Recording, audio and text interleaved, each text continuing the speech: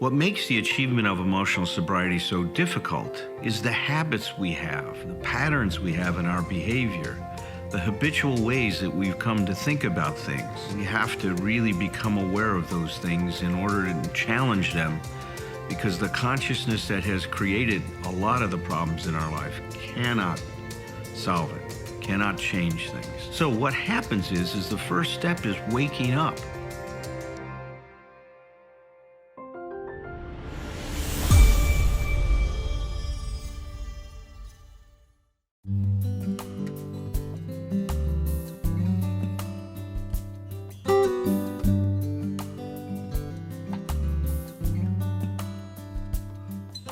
The last several weeks, we've been looking at what does it mean to be differentiated and to communicate with our partners, with our friends, with our fellows, and how does differentiation impact that?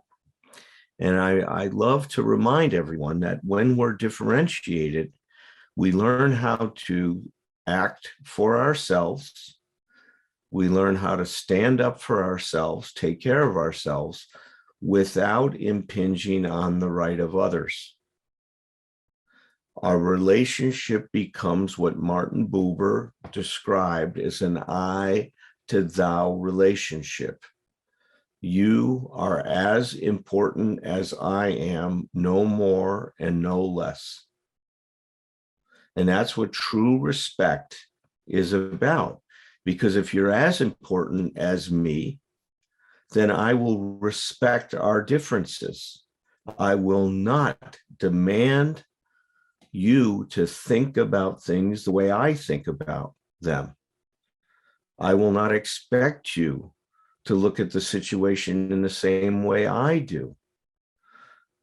I like to say it this way, that when we reach that level of development, there is room for two people in a relationship. When we're undifferentiated, there isn't room for two people. There's only room for our rules, and that becomes a problem. And it turns into such a power struggle, because if I'm undifferentiated, the person I'm in a relationship with is also undifferentiated. And now we're going to struggle about whose rules get to carry the day. Are we going to do it my way or your way? Are we going to have this relationship on my terms or your terms? And of course, I want it on my terms, just like you want it on yours. Because I think, just like you do, that if it's on my terms, I'm going to feel better. Then I'll feel okay. Well, that's not a path to being okay. That's a path to being controlling. That's a path to anxiety. That's a path to a lot of other things, but it's not a path to a healthy, loving, respectful, I to thou relationship. So in the spirit of talking about how can we talk to someone, especially if we want to talk to someone about a topic that is difficult, how can we engage that person in a discussion without alienating them from us?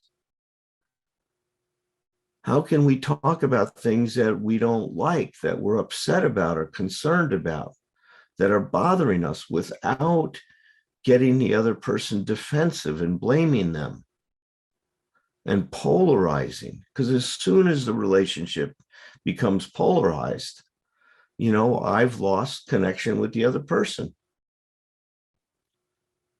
So the way you'll hear me say it sometimes is, how can I stay connected to a person that I'm struggling with and add more of myself to it without alienating the other person? That becomes our challenge. That's our goal if we're going to try to operate from the best in us. And what I like to say is, when the best in us can talk to the best in our partner, then we're on some pretty good ground. That's when things are really going to, I think, flow well in terms of us dealing with a situation, even if we're talking about something difficult. So last week I talked about, if we're doing this, one of the important things to do is to deliver the whole message.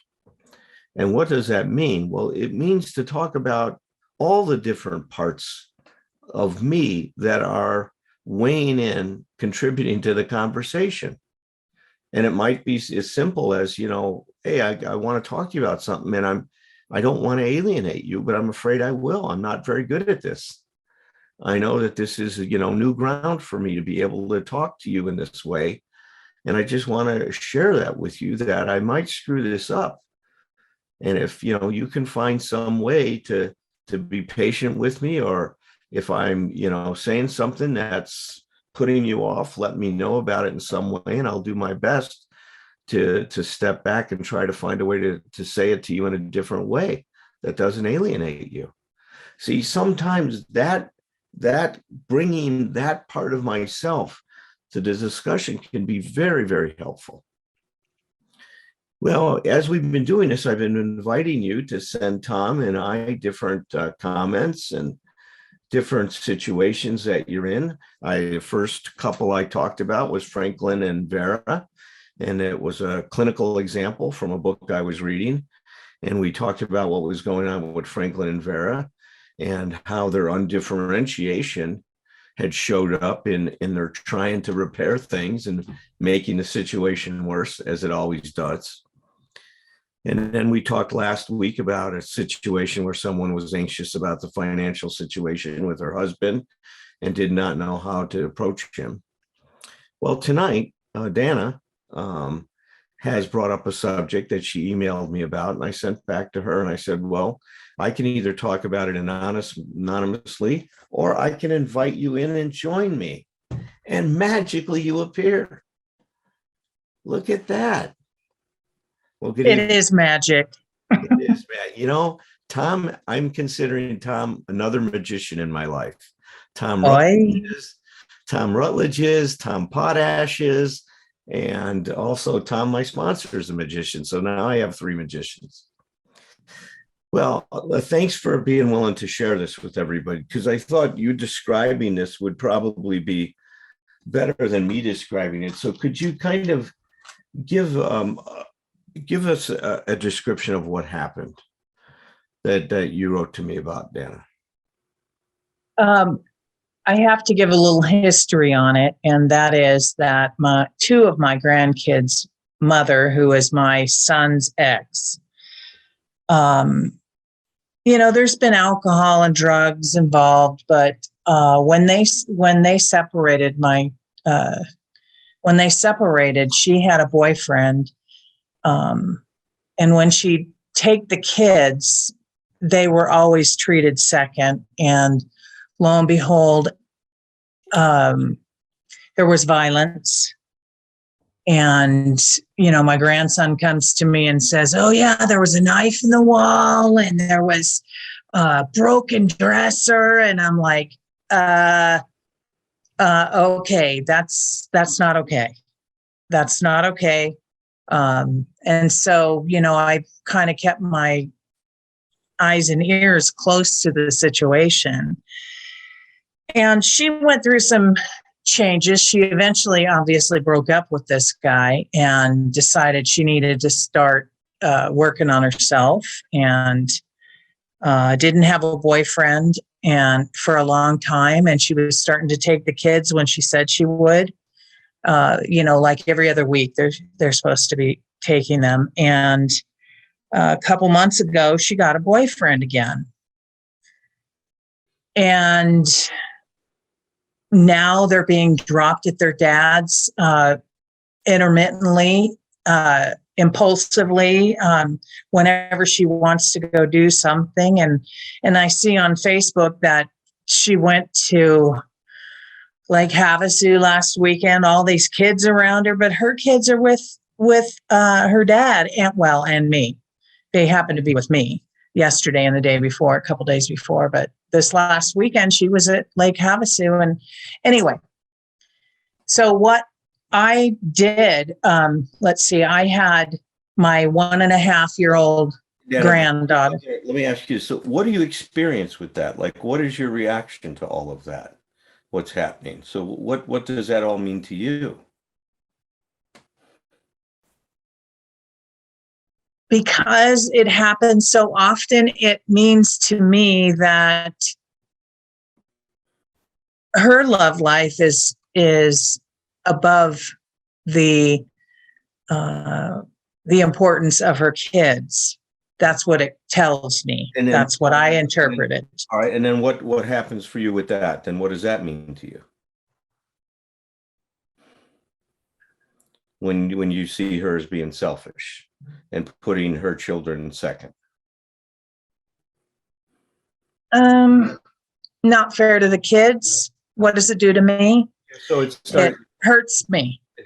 So how does it hurt you? See, that's what I'm trying to get to. Okay, well, it makes me pissed because these kids deserve more. Okay, so you get angry. Mm-hmm. You feel the kids are not getting what they need from her. Yeah, right. And they miss their mother. And I hear that part of it. They share that with you. Yeah. And yes. So I have all these feelings that I'm describing to you, and this, when it all blew up and went to hell in a handbasket. Also experience anxiety in regard to all of that? Well, helplessness. Helplessness.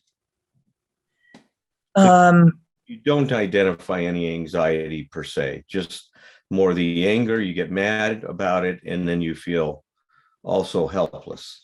Yes, the helplessness is huge for me. Yeah. I'm a fixer, and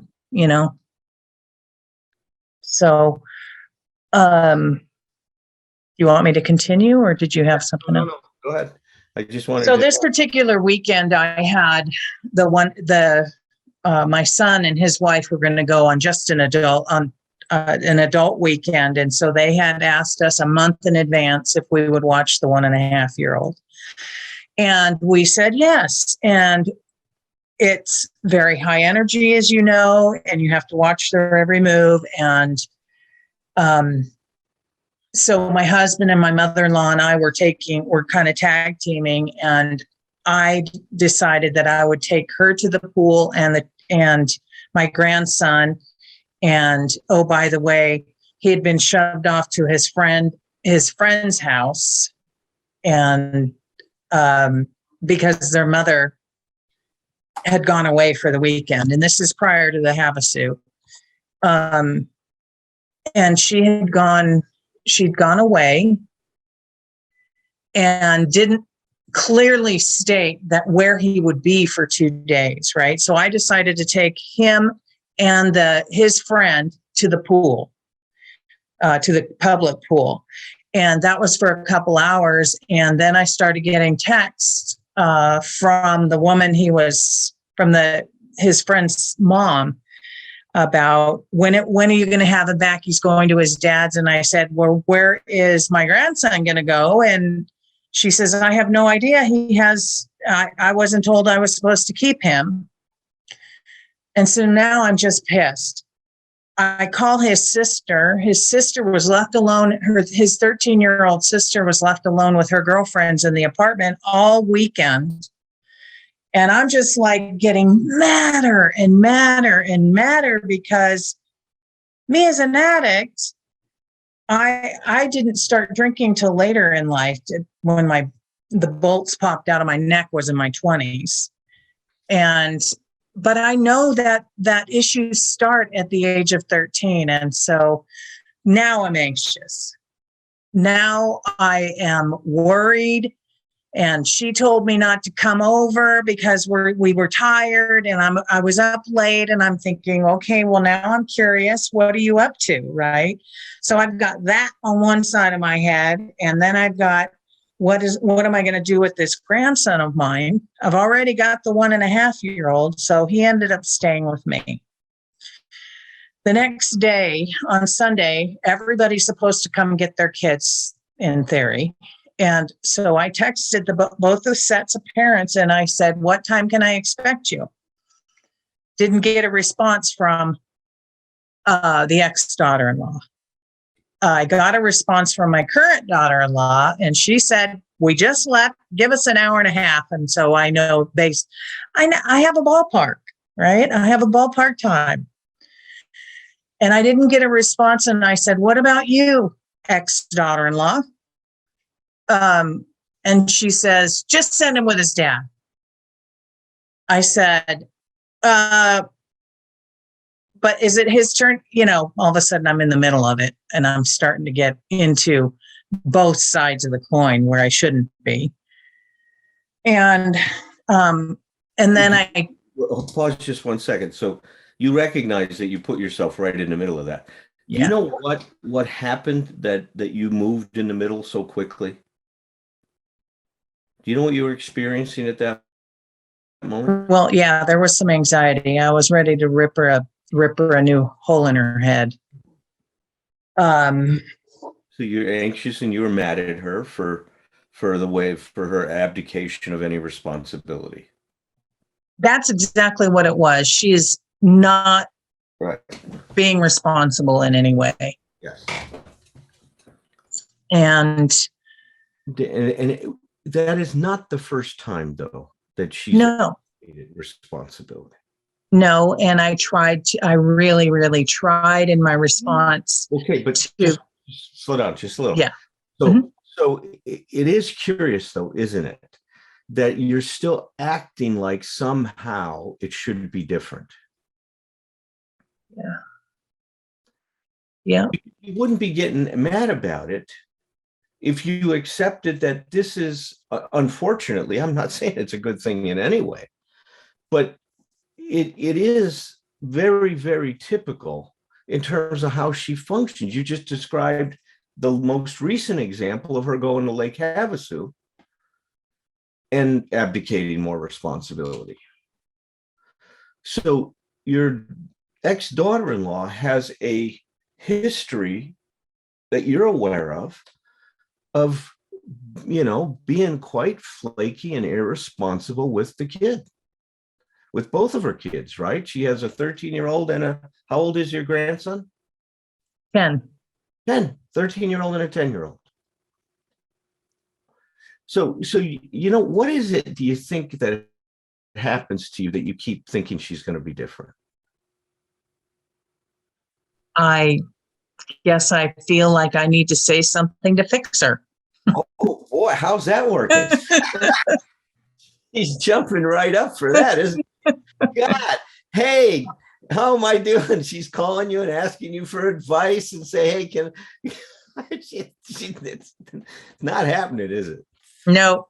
In fact, it had quite the opposite effect. See, because you've alienated her, right? I did.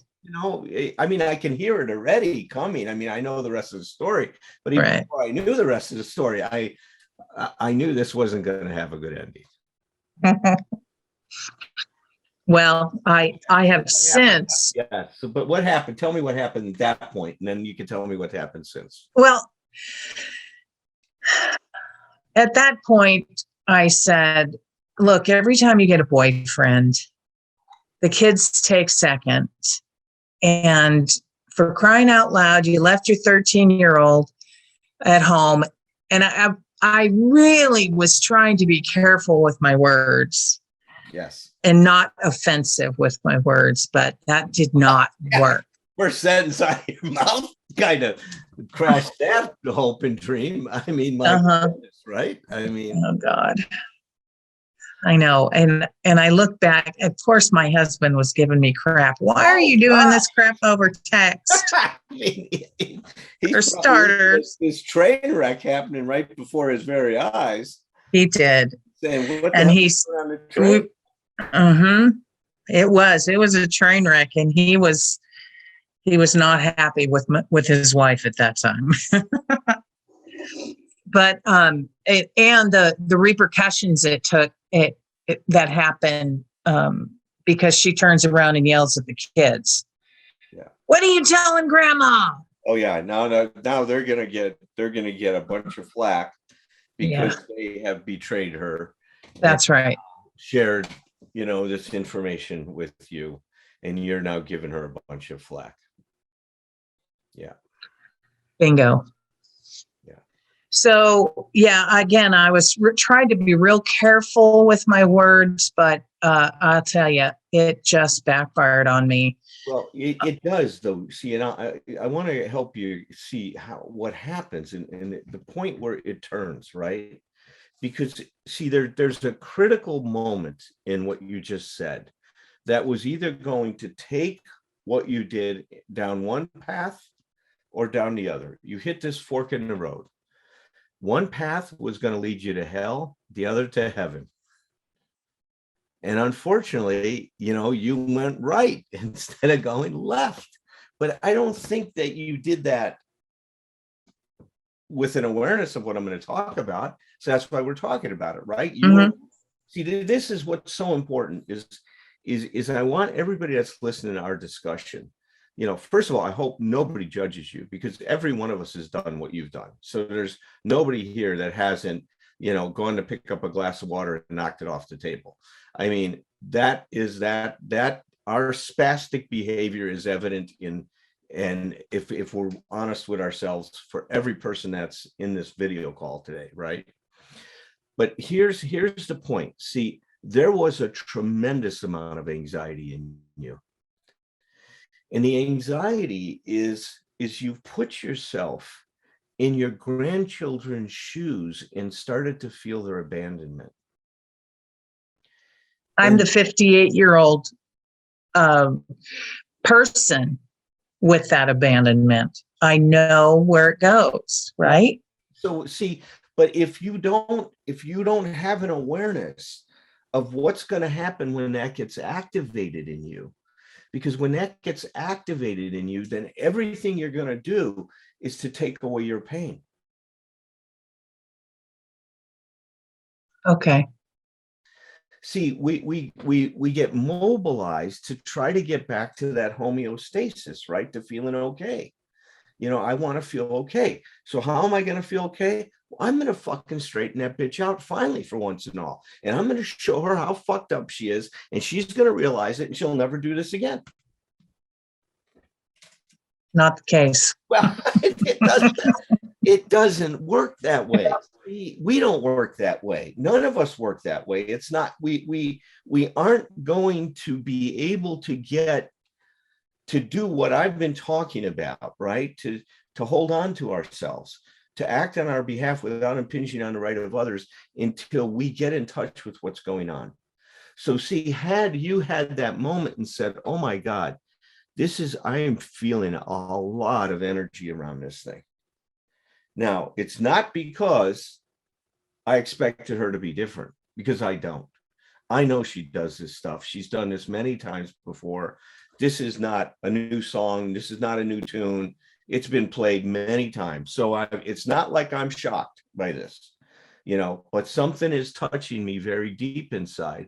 What is going on? What's happening to me? See, at that point, as you turned your energy towards trying to unravel your experience rather than fix that experience, you would have turned left instead of right.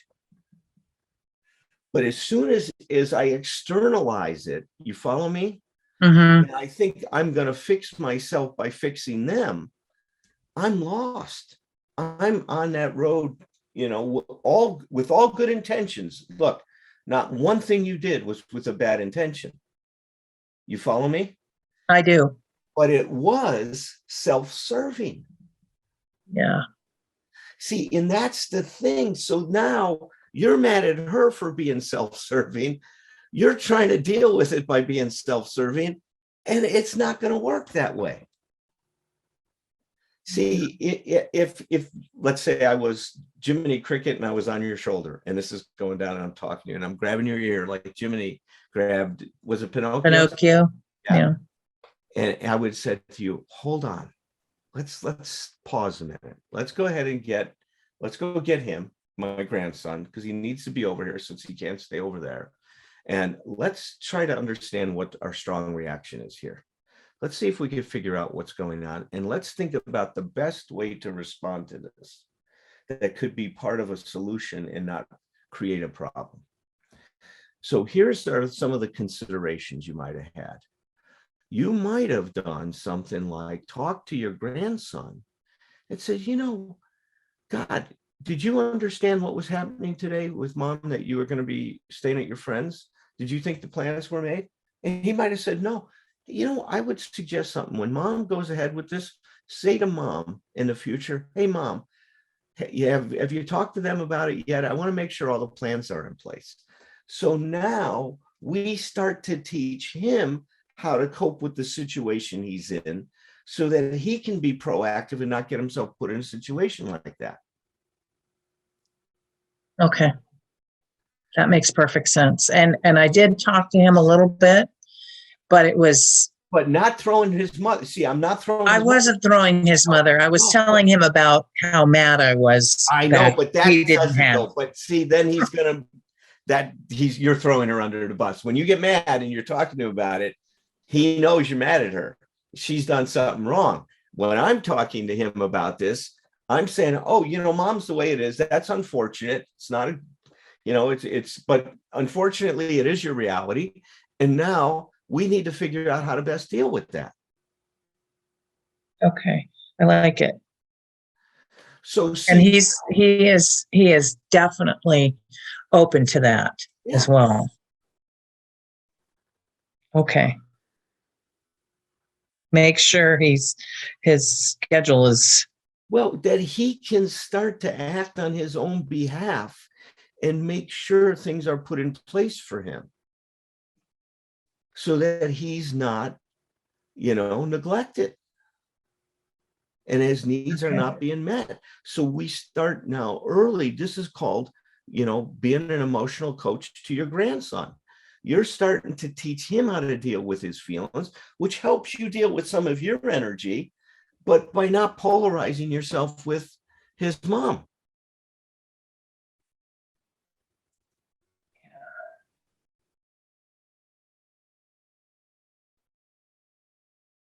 Okay.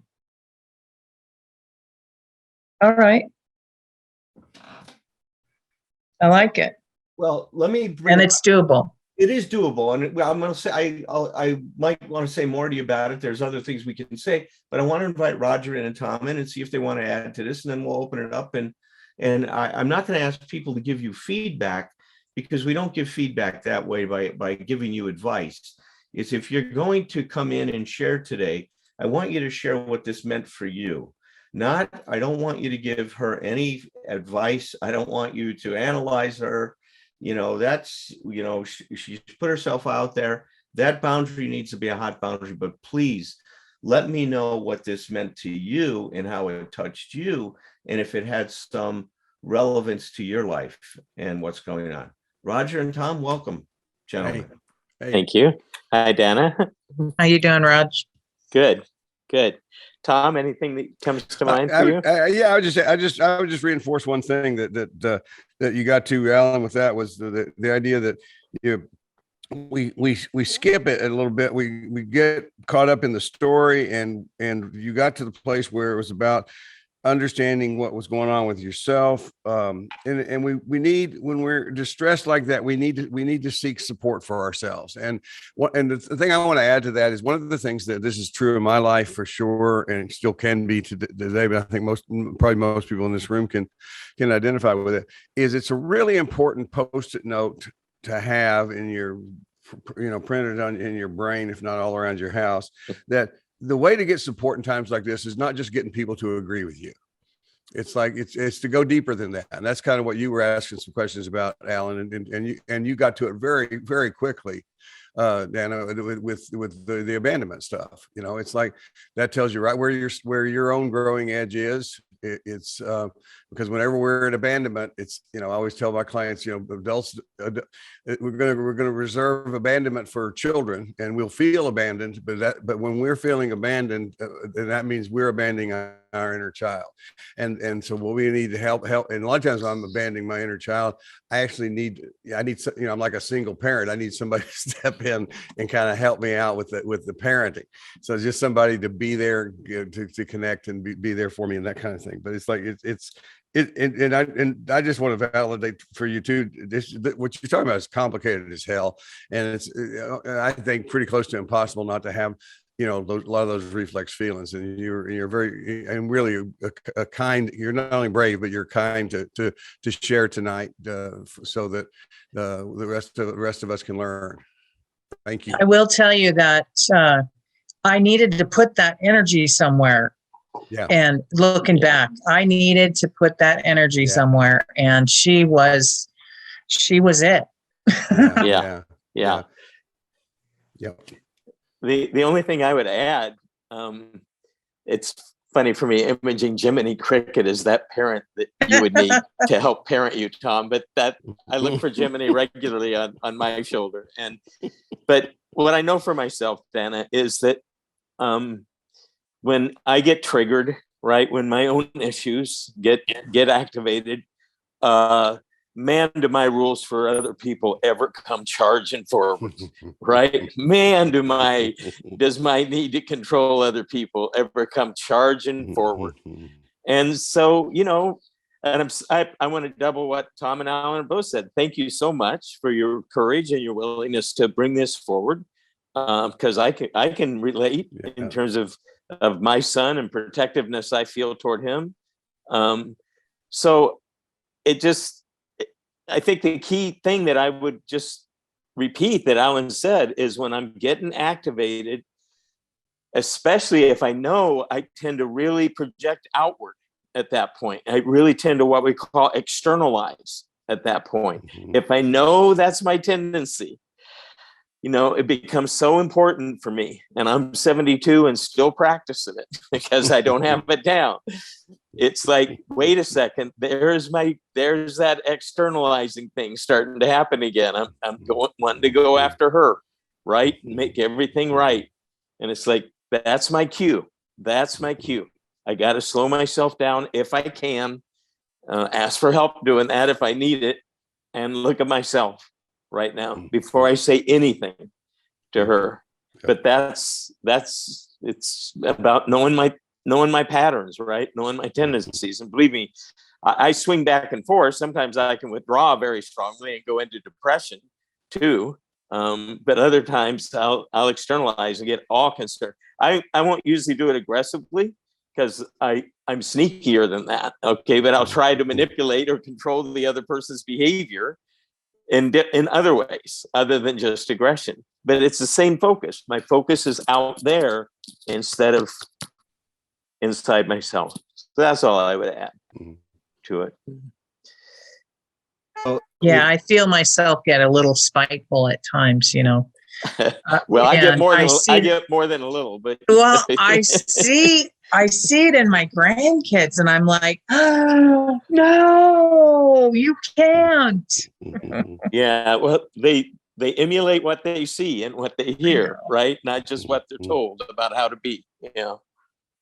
I should say I used to be a little bit more spiteful because of all this work that I'm doing. It feels like it's a lot better, but then I have incidents like this. People closest to us. Credit where credit is due. You should give yourself credit. It's important.